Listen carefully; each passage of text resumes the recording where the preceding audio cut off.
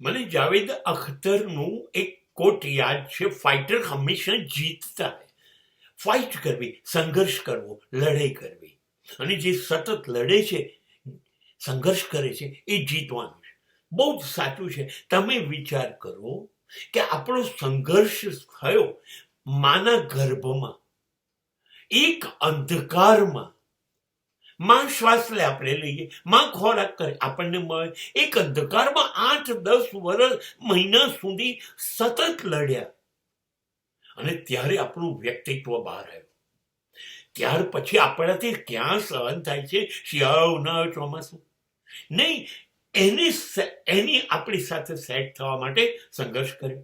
બાળપણ સંઘર્ષ, શિક્ષણ સંઘર્ષ વગર મળતું નથી.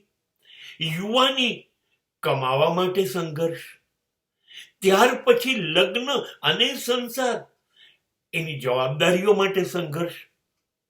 તમે મને એ સમજાવો કે સંઘર્ષ વગર મૃત્યુ સુધી કશું શક્ય છે ખરું? ના. એટલે સીધો સંદેશો જન્મથી જ મળી ગયો.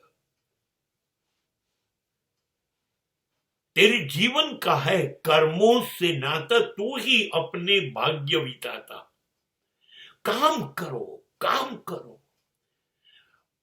પણ મને સફળતા નથી મળતી. સફળતા માટે કામ નથી કરવું, કામ કરો. નિષ્ફળતા સફળતા કૃષ્ણ કહીને થાકી ગયા. કર્મણ્યવાધિકારસ્તે મા ફલેષુ કદાચન. તું કામ કર ને, તું કામ કર. હાર કે જીત, સફળતા કે નિષ્ફળતા, એ બધું કૃષ્ણ જોઈ લેશે. તારો હક છે સંઘર્ષ કરવાનો. દરેક સંજોગોમાં લડ.